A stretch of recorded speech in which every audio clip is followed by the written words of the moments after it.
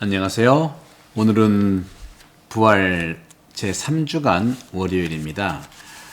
요한복음 6장 22절에서 29절이죠. 3주간도 역시 우리는 요한복음을 계속 만나고 있는데요.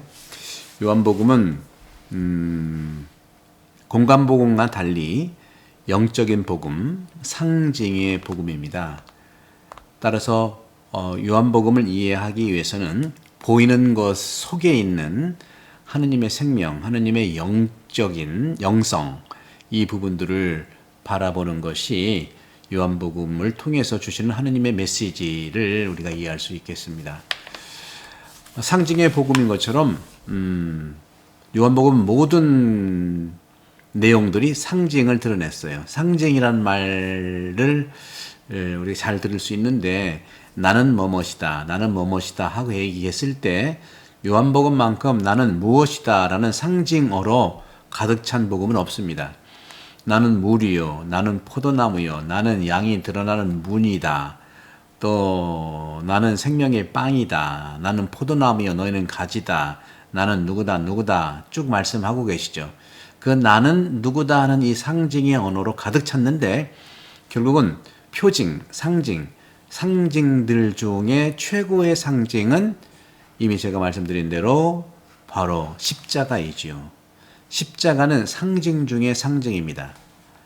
십자가는 겉으로 보기에는 죽음의 표시이고 승리보다는 패배의 모습이라고 볼 수 있지만 그 패배와 고통과 죽음의 표시인 십자가의 속에 있는 표징의 표징은 바로 부활이고 생명이고 진리라는 것이죠. 바로 살아있는 영적인 양식으로서의 이 표징입니다.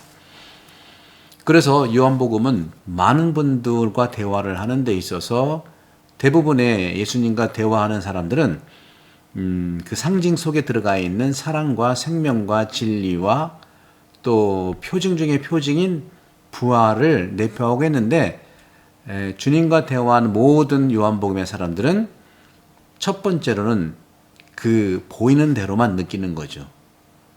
그걸 오늘 복음은 썩어 없어질 양식이라는 표현으로 하고 있는 것이죠. 오늘 복음에서 주된 요점이라고 볼 수 있는 것은 바로 26절 너희가 나를 찾는 것은 표징을 보았기 때문이 아니라 빵을 배불리 먹었기 때문이다 하는 거죠. 5,000명을 먹인 기적 다음에 나오는 말씀인데 배불리 먹었지만 배불리 먹는 재료인 그 빵의 근본적으로 속에 있는 표징은 무엇일까 하는 것이죠. 영원히 썩지 않는 나와 있는 대로 양식이라는 것이죠. 너희는 썩어 없어질 양식을 얻으려고 힘쓰지 말고 길이 남아 영원한 생명을 누리게 하는 양식을 얻으려고 힘써라. 그 양식은 사람의 아들이 너희에게 줄 것이다. 우리가 주님의 기도에도 나오잖아요. 후반부. 전반부의 세 가지 하느님에 대한 청원기도, 하느님의 나라, 하느님의 뜻, 하느님의 이름. 그러나 후반부에서 네 가지 청원, 바로 첫 번째, 우리에게 일용할 양식을 주시고 하는 내용 들어가 있죠. 바로 그런 점에서 그 양식은 누가 주냐면 바로 사람의 아들 예수 그리스도께서 우리에게 줄 거라는 것이죠. 저는 누차 말씀드린 대로 우리 한국교회 또 우리 그리스도인들이 근본적으로 방향을 전환해야 될 부분들은 뭐냐면 모든 신앙 행위, 모든 봉사 활동, 모든 기도 생활, 모든 영성과 신앙 생활의 기준이 바로 나에서 주님으로 옮겨가야 됩니다. 저도 많은 신학교에서 오래 있다가 본당 사목 경험을 지금 그전 보좌까지 합치면 제가 몇 년이죠? 지금 9년째 하고 있거든요. 9년째. 그 외에는 거의 30년 이상 공부하는 것 포함해서 신학교에서 후학을 가르치는 데에 시간을 많이 봉헌했다면 이제 9년째 본당 신부로 살아가면서 또 태안본당에 와서 우리 교우들의 정말 아름다운 모습, 오늘 말씀드린 대로 썩어 없어질 양식을 얻는 게 아니라 바로 영원히 길이 남아 영원한 생명을 주는 양식을 얻으려고 힘쓰고 있는 걸 봅니다. 그런데 말입니다. 여기서 중요한 것은 영원한 양식을 누리게 하는 그 양식을 얻으려고 힘쓴다는 건 뭐냐면은 기본적으로 모든 분야 말씀드렸던 것처럼 기도 분야, 봉사 분야, 그리고 여러 가지 신앙생활과 영적인 그런 차원에서 내 중심에서 하느님 중심으로 바꿀 때 우리는 썩어 없어질 양식이 아니고요. 영원히 길이 남아 영생을 누리게 하는 양식을 우리가 얻을 수 있다는 겁니다.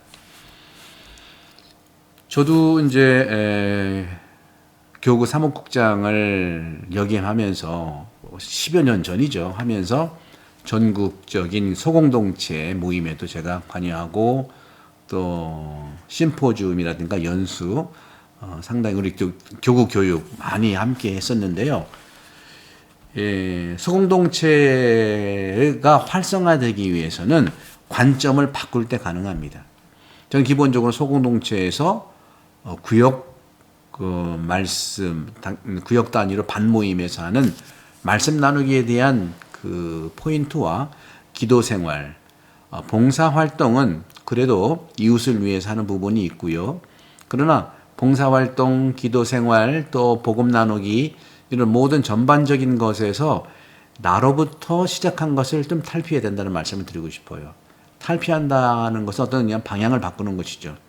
예를 들어서 복음 나누기, 복음 말씀을 나누기 할 때 내 마음에 와닿는 글귀, 말씀을 좀 품고 거기에 대한 느낌을 나누시고 또 생활 나누기도 같잖아요. 그런데요, 기본적으로 나한테 와닿는 말씀을 발견하고 찾는 건 중요하지만 그건 느끼는 거거든요. 내 중심이거든요. 나한테 마음에 와닿는 거라는 것이죠. 하지만 기본적으로 하느님께서 예수님을 통해서 나한테 해주는 말씀이 어떤 거냐를 찾는 것이 바로 하느님의 중심이라는 거죠. 그래서 저는 매번 이냐시오 영신수련, 이냐시오 특별 성찰에서 말씀드린 것처럼 단순하게 전날 오늘 복음을 요점을 간추리는 거예요. 요점을 간추린다는 것은 내 마음에 와닿는 것을 간추리는 거라기보다는 바로 이 복음의 요점이 뭐냐, 하느님께서 예수님을 통해서 말씀하시는 그 요점이 뭐냐는 것을 찾고 이해한다는 겁니다. 그래서 전날 여러분들 이 복음에 대한 요점을 좀 찾고 이해하시고 그 다음 날 찾은 하느님이 예수님을 통해서 말씀하시고자 하는 그 요점 가운데 나한테 적합하게 해주신 하느님의 예수님을 통한 메시지가 뭐냐, 그러니까 나에게 주시는 메시지가 뭐냐를 찾는 거예요.